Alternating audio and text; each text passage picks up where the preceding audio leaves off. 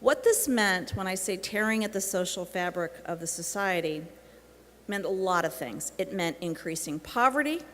It meant decreasing graduation rates. It meant orphaning children. It meant removing the adults from communities. It meant sending people so far away from their children they could never see them again, because of course our prisons are not local, right? They're way, way up north. And what it meant was something that we call million-dollar blocks. Million-dollar block is the term given to an area of high rates of incarceration. It's actually a misnomer. It should be called multi-million-dollar blocks, billion-dollar blocks.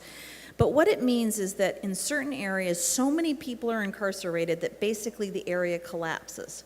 And I want to show you this graphic because it is so important. The top map is of the east side of Detroit. And remember, the east side of Detroit, one of the most vibrant, solid, working class areas of the city in, say, 1950. This is a picture in 2012, where 1 in 22 of the grown-ups in the east side of Detroit are under some form of correctional control. Staggering. If you narrow it down to one neighborhood, the Brewer Park area, 1 in 16 people are under correctional control. Now, why does this matter? Well, it matters because, of course, all of the things that we've been talking about stem from that, right? You're talking about a generation, actually several generations of children orphaned from incarceration. We know that if someone loses a parent to incarceration, we know that their chances of success are much, much lower. We know that many, many Detroit children have 1 or 2 parents in prison. And we might say, well, they should have thought about that before they sold drugs, or they should have thought about that before they used drugs. One of the greatest ironies of this incarceration cycle is that when you have a record, you also can't get a job. When you have a record, you also can't get aid if you've had, particularly if you've had more than 1 drug conviction. So you come out, you can't get a job, you also can't get welfare, and we wonder why our system has a plus 70% recidivism rate. And we wonder why the cycle of poverty continues so much. It all goes back to how we are trying to solve social problems in the first place. The economic fallout from this in Detroit was mass unemployment. Now you could say, yes, well, there were also no factories. True enough. But if you can't get a job, even if there was a factory, or you can't get the bus fare to get to the job, and you have a criminal record, you're talking about a cycle of mass unemployment.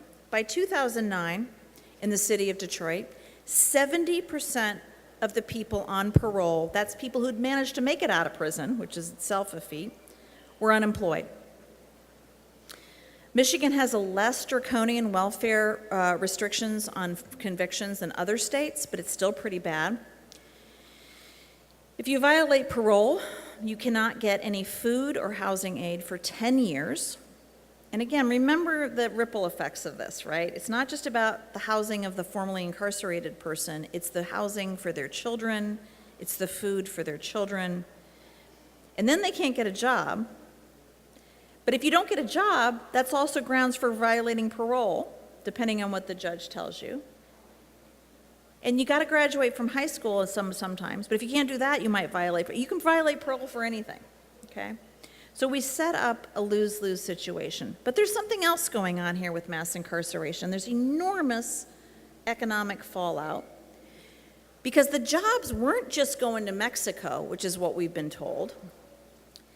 A lot of these jobs were actually going in to the prisons. So one of the greatest ironies here is that we are taking jobs from the very people who can't get the jobs anyway because they're in the prison, but where are we putting the jobs? In the prison. It's almost this kind of Orwellian, you can barely get your head around it, although I promise you there's even more.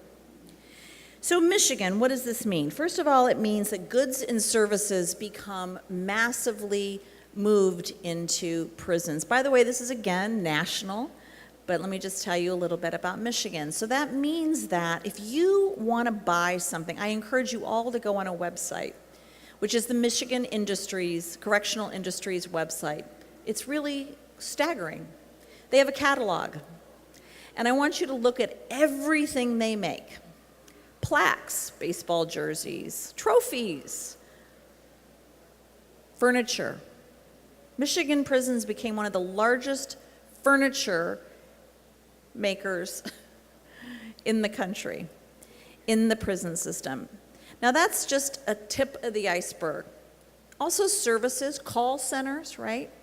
So the irony is one of the reasons why you can't get a job is because those jobs aren't there, but they're not because they're in Sterling Heights and not because they're in Guadalajara and not because they're in Taiwan, but because they're in Ionia or they're in Jackson.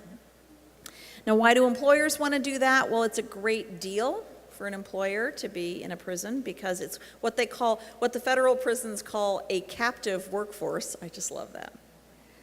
Quite literally. And they don't call in sick. That's the other selling point. They don't call in sick. No workman's comp. No. And that's a bit of it. The other bit of it is that we build prisons instead of building factories at home. So in Michigan, in a very short amount of time, we built 42 prisons, 11 prison camps. Indeed, the cost of just one of those facilities was $447 million. And just to break it down in terms of timing, remember the 80s were the worst time in Detroit. It was really rock bottom in terms of the economy, we thought, until the 90s. Between 1985 and 1992, Michigan built 23 prisons and 15 correctional camps. Between 1985 and 1988 alone, just in that little sliver, 9 of those new facilities were built. Now, what does that mean? It means that prisons went from being about 2% of the general fund in Michigan to about 23%. That's just the prisons. That is not all the other ancillary things that we've been talking about so far.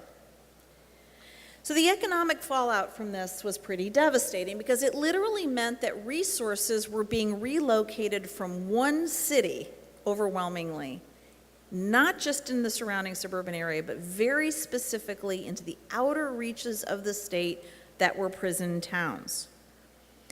There were 29 factory prisons essentially erected, and think about all the jobs that then went that direction, including about 13,000 jobs for corrections officers.